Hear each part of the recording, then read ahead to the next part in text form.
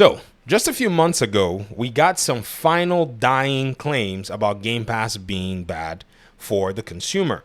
Now, one thing about these claims is they usually only rest in headlines, in the sense that when you Google something like, say, Game Pass is bad for gamers, and these articles pop up, when you start looking through most of them and then reading through most of them, you'll realize that within the article itself, there really is not a case that tells you how Game Pass is bad for gaming.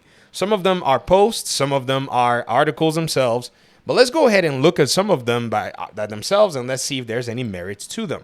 So this person posts on Our Indian Gaming. They did this 4 months ago and they said, opinion, Game Pass is bad for the industry. With Hi-Fi Rush reporting that it sold significantly fewer copies than they expected, it was largely assumed that it was due to being on Game Pass on day one. Now, if this person is being honest, could they also add the fact that the game basically got a shadow drop? Maybe. This theory was given some weight thanks to the discovery process of the Microsoft-Activision merger being blocked. We now know that there is a definite number, a redacted percentage, by which sales are affected for a game when it releases on Game Pass. Game Pass is only good for Microsoft. It brings people into their ecosystem and they turn a profit as a result. But as sales get affected, game dev budgets will be lowered. This person is making a claim that they have nothing to back up with. How do you know? Do you write budgets for game studios? Have you seen any game studio who got their budget lowered because of Game Pass? That's nonsense. You made a claim you can't back up. This means games will not get better over time, but worse. Nonsense.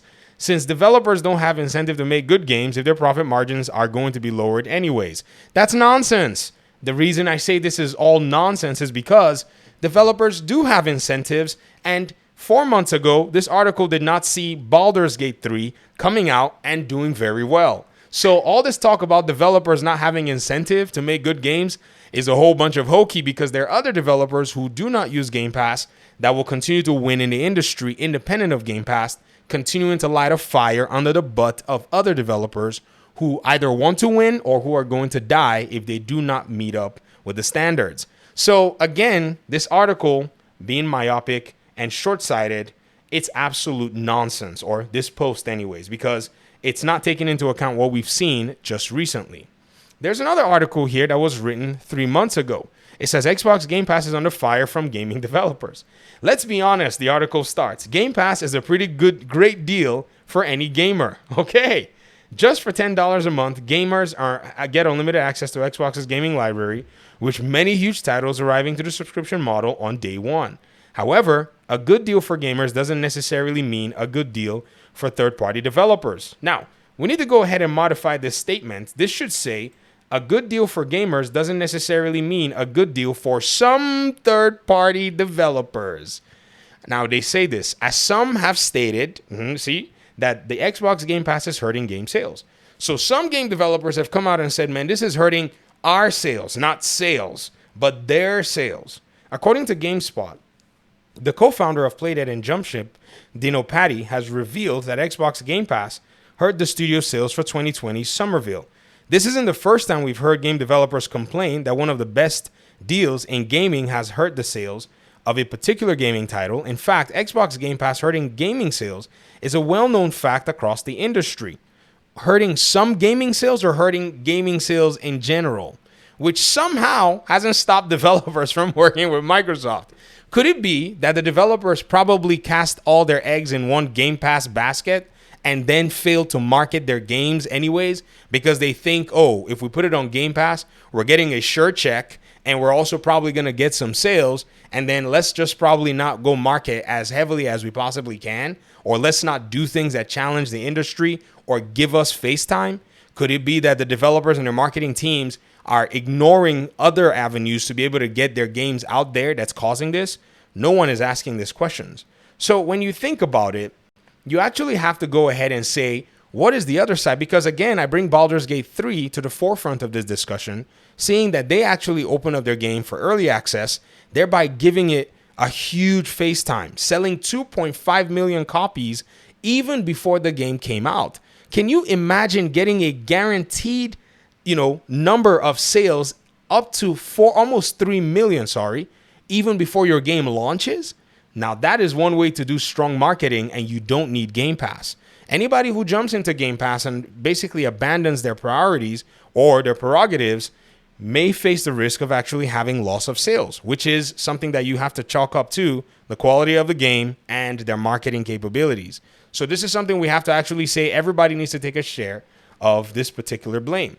This other article that was published just in July says Xbox Game Pass Core is a bad deal for gamers. Microsoft is only making its service ecosystem that much more complicated. That's what they said.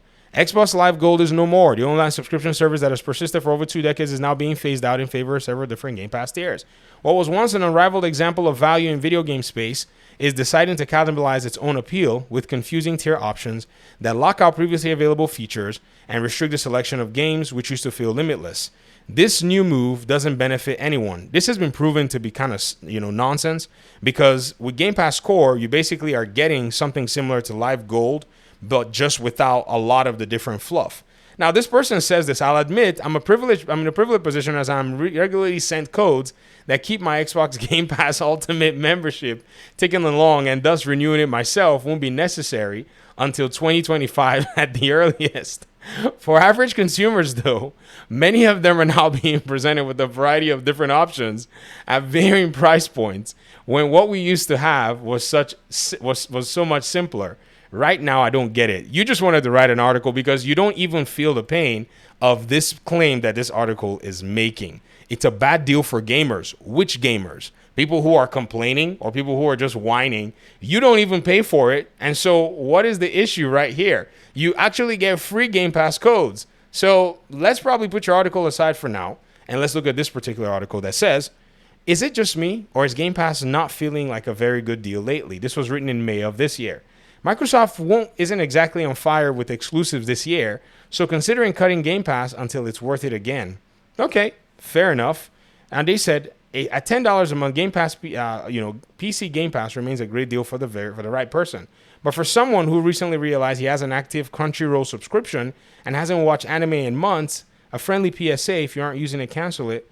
Like maybe today, unless you're happily playing through 8 Yakuza games. Now might be a good time to reassess how much you need an active Game Pass sub.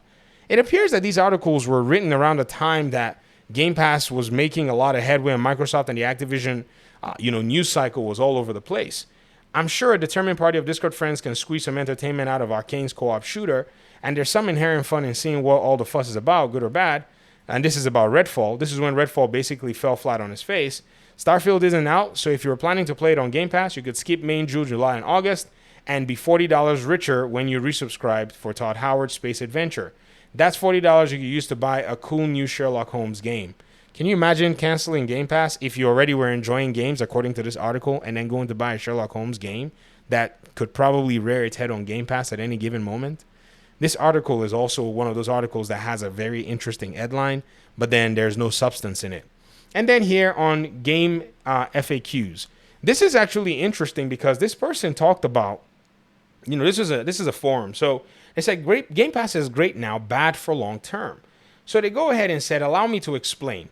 Clean Prince Gaming recently put out a video, I haven't watched it, in which he states that he was pleasantly surprised with Xbox One X, specifically the whole Game Pass idea and how Microsoft's first party release will come through that platform.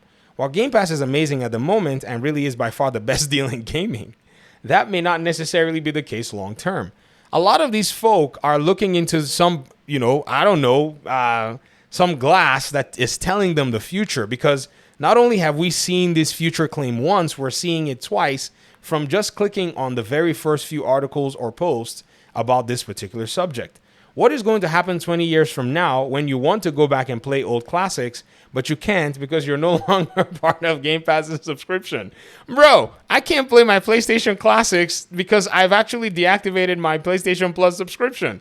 And it's only been like 30 days ago. What are you talking about? Even if you have something purchased digitally, it won't be lost forever as long as it remains downloaded. The thing with Game Pass is that you're not paying for the games. You're paying for access to a catalog of games that are rotating in and out. Now, this is convoluted because if you purchase the game digitally, the purchase is actually made on the Microsoft Store. So that's a whole different transactional piece where you actually do have access to those games. You actually do have access to your digital library under your Microsoft account, even back as far back as 360 days.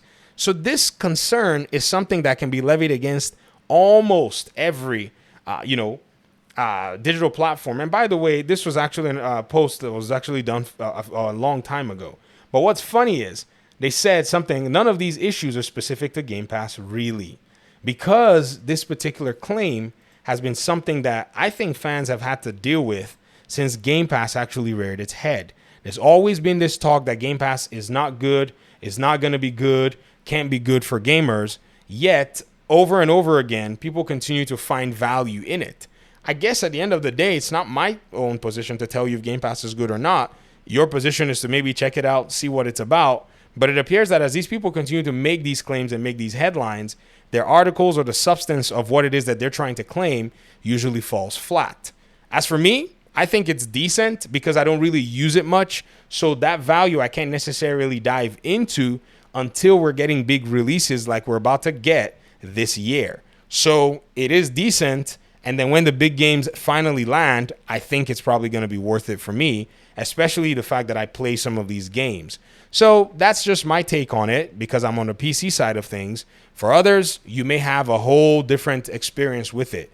But for those who continue to say that it's bad for gamers or it's bad for developers without actually highlighting that it is bad for some developers, I think they need to take I'll probably take a whole different approach to maybe analyzing things in a much more squared way, because this is really wild that they continue to make this claim and can't necessarily go ahead to, flesh it out or back up what their position is. Anyways, thanks so much for watching the video. Talk to me in the comment section. Hopefully we'll talk pretty soon in another one. Peace out.